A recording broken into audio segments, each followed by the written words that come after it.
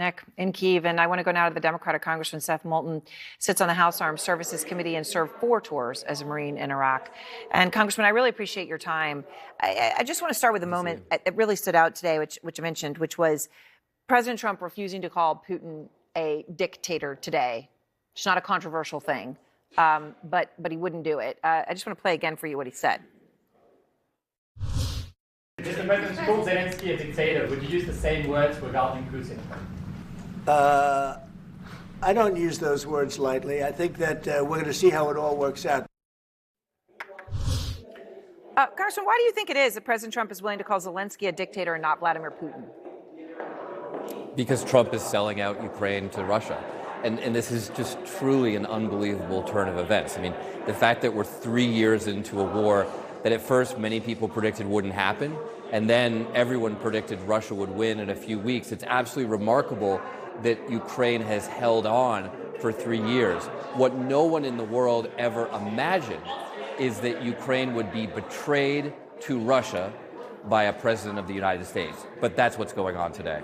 I mean, we saw also that UN resolution today, which was an odd moment, as an American, when you see the United States on the list with North Korea, Belarus, Sudan, that they didn't, would not condemn Russian aggression in the war against Ukraine, right? I mean, again, just to state the obvious fact, of course, Putin sent his troops over the border and invaded Ukraine.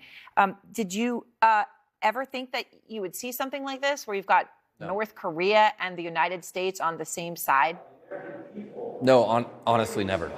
I really didn't think that. I mean, and it's hard to imagine that even in Trump's first term. But here we are today. And on top of that, he's trying to extort the Ukrainians again. Remember, he did that the first time around, trying to extort Zelensky to get him to attack Biden. Now he's trying to extort them to pay for a war that they didn't start. The aggressor is supposed to pay for a war, not the victim. And yet that's what's going on with President Trump right now. Congressman Moulton, I want to ask you, obviously, you're in the House Armed Services Committee, and you spent so much time yourself overseas in Iraq as a Marine. I want to ask you about President Trump's decision to fire the Joint Chief Chairman, General C.Q. Brown. That's someone you had urged President Biden to consider for the post, and you've posted in part, and I quote you, "Dictators or wannabe kings fire generals who don't agree with their politics. This isn't a banana republic. What Trump and Hegseth are doing is un-American and unpatriotic." And then J.D. Vance, Vice President Vance, fired back at you. He said, Truman fired MacArthur, Obama fired McChrystal.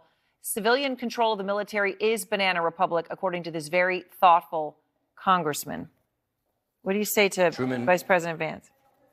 Well, Vance apparently hasn't studied history, because MacArthur was fired for insubordination. McChrystal was fired because he made a mistake, although he was later exonerated. That's not what's going on here at all. People have repeatedly asked Hegseth, as I did in a bipartisan letter, very significant that it was bipartisan, to simply explain, why are you firing C.Q. Brown, one of the unquestionably most qualified generals in a generation. That's why I did something I've never done before, which is write to a president of the United States and say, this general, who's so forward-thinking about modernization, about meeting the next generation threats, he should be your chairman of the Joint Chiefs. That's why C.Q. Brown is there. And Hegseth has not been able to answer the simple question, why are you firing him? And when you end up having generals put in place not for loyalty to the Constitution, not because they're qualified, but purely because they're politically loyal to the commander-in-chief, that's not a democracy anymore. Congressman Moulton, I appreciate your time, and thank you very much. Good to see you, Aaron. All right. Well, the federal government tonight, just now, telling employees they don't have to respond to Elon Musk's email. That was the one that said, tell us what you did at work last week, that the president had then dropped the or else. That hasn't stopped some government workers, though, from speaking out, fighting back, and frankly responding to that email. One employee calls what Musk is doing insulting, and more is our guest next. Plus, Trump is now rapidly remaking